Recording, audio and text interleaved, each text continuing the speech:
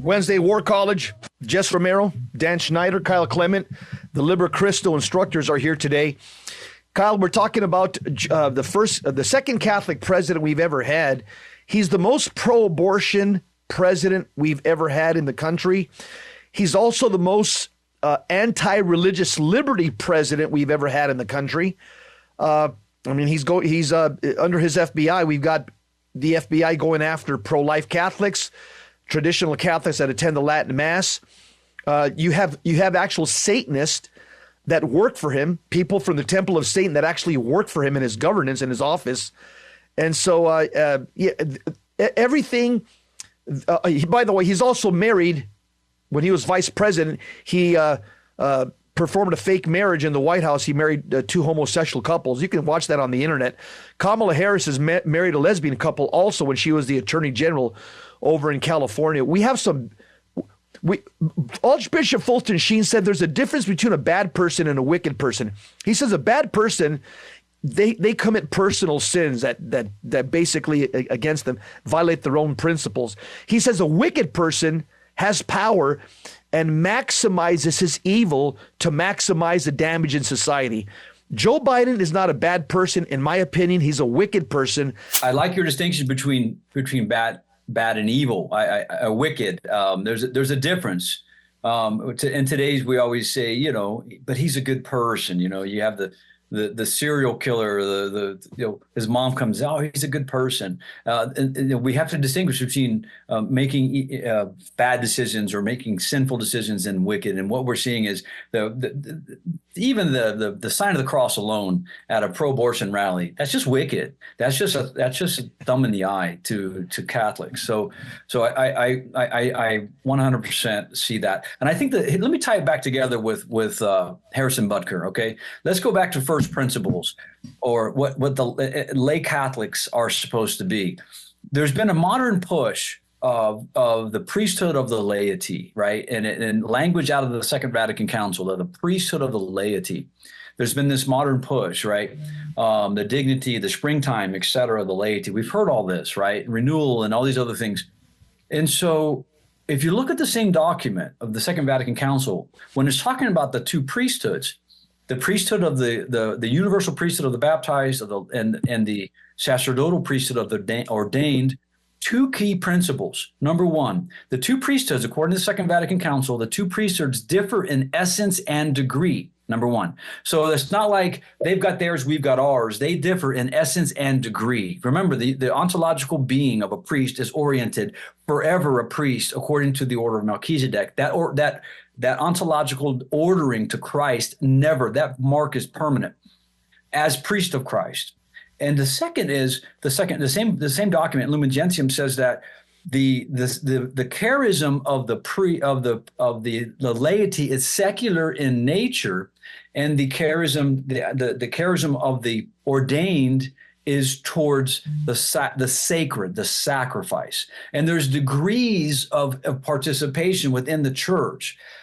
So our charism is secular. So what Harrison Butker did was not imprudent. That was Catholicism.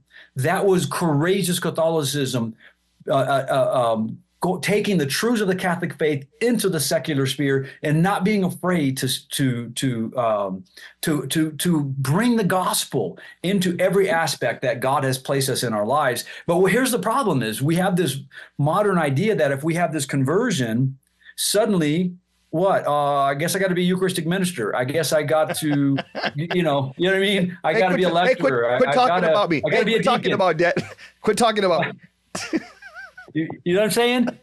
Go into the world and bring the gospel. That's our charism. That's the lady. We get good DDT from the church, devil defeating theology. Then we go into the secular realm and bring the gospel, the truths of the gospel. We've lost that concept in this collapse of the two priesthood. That's the first principle I think we have to begin with. Kyle, are you there? I'm here. Talk to me about your thoughts about Joe Biden, Catholic Joe Biden, and the way he's governing the country. I mean, I say he's not a bad man; he's a wicked man, according to Fulton Sheen's definition. What say you? Well, when you look back, let's just look back and objectively evaluate a man's time, a man's life. He's a young, idealistic Catholic senator in Delaware whose wife and young child are tragically killed. This is a point where the church's clergy may have failed him, because what we see come out of there is an anger at God. And then he goes and he seduces another man's wife. He wrecks a marriage to obtain the wife he has now. Yep. One of his benefactors, actually, one of his supporters. And so we see this continued self-promotion now. We see this entitlement, this anger at God. And it becomes known publicly that he is a plagiarist. And now we get a view at our country's morals and their moral decline, because as he runs for a presidential bid, he publicly says and withdraws because of the blatant plagiarism. And so we know this man is factually challenged. We know he's a plagiarist. We know he is an adulterer. We know these things. And yet the country, 40 years ago, this disqualified him from public office. Somehow or another, as the country declines, it becomes a credential. Joe's just like all of us, good old Joe. And latent in that is the psychological compatibility and the obsession with righting the wrongs of the world. So what you're seeing played out on a national stage is an overdeveloped sense in misdirected justice. And so he is taking from all of those who he believes should not have, and he is distributing to all of those who do not deserve nor merit. And equal status is given to all, that despite their depravity. He invites to the White House the scandalous Jesuit priest James Martin. He continues to engage in relationships of familiarity with people, as you say, who are Satanists, homosexuals, transgender. And so there is a mocking and aping of all things virtuous, of all things holy, of all things good. And so we see what we see. Again, it's not an opinion. I see what I see. You see what you see. He is not a person that you would want in your home. I think that, and I'll leave you with this quote. It's crass though it may be. And I did not come up with it, but I'll claim it. So the story goes that the jockey who won the Kentucky Derby was invited to the White House, and he declined, saying, "If I'd wanted to see a horse's ass, I would have come in second."